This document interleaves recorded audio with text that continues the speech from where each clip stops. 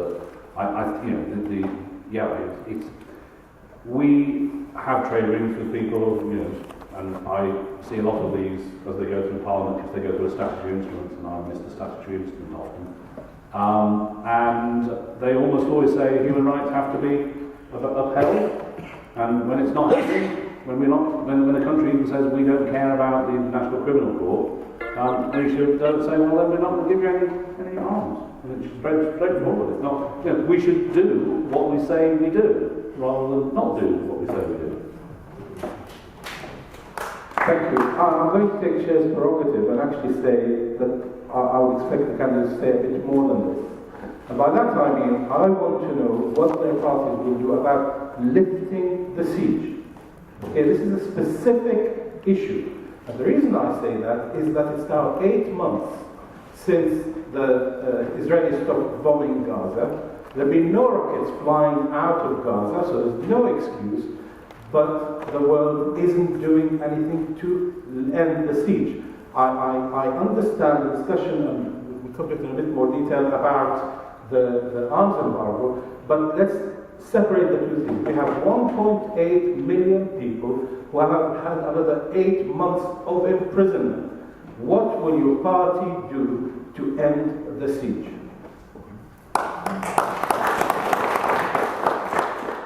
I'm afraid I don't have an answer for you off the top of my head right now, or in the notes I have. I'll get one to you as soon as the possibility. Thank you.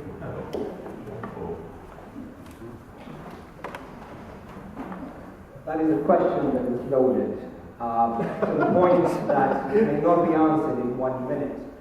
But I think that we must recognize that the tide is changing against Israel. I think we had Sweden recently that opened up a Palestinian embassy. Portugal has one. We have to now get the ball rolling in terms of getting the international community to put pressure on Israel. We have to do it via diplomatic methods. The United Nations, somewhat, I feel at times, is a toothless tiger, because the Americans have too much of a say when it comes to vetoing issues within the United States, and that stops us. We have to take sometimes a different angle in respect to dealing with the siege, and the Respect Party will obviously work with international governments. We have that presence. Hopefully George will get elected as well. And we can continue to move within the countries who are in support of Palestine to lobby and get the Israeli government to lift the siege and to stop letting the Palestinians live like animals in a cage. And we have to apply serious diplomatic pressure, even if that means bypassing the United Nations, to get this done. Yes, we do need to apply more diplomatic pressure. It's a question of finding the pressure points of how you can do that. I mean, it seems to me there's a number of those. Partly, it is about ensuring there's accountability for what happened last year. Now, that doesn't directly lift the siege, but it does mean you are asking Israel to justify what it did. Then, and it seems to me that what happened there last year was a war crime. I think there was war crimes on the other side as well, by the way. But, that can start to put some pressure on Israel from now.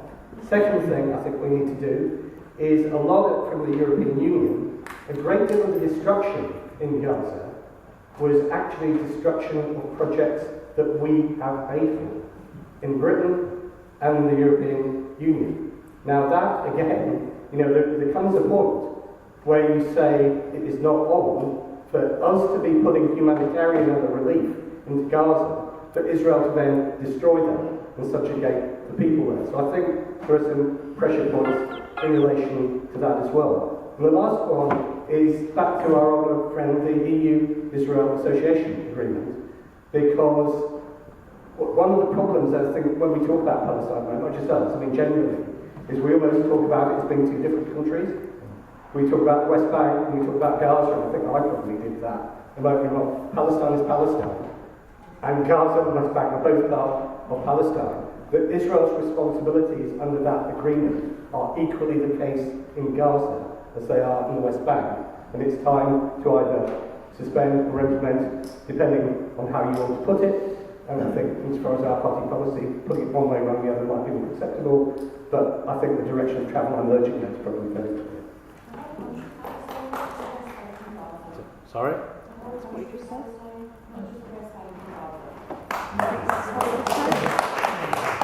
Didn't hear that, but we assumed you were supporting what Richard said about Palestine being one. Oh, the whole country, the whole land. You mean the whole land? Okay.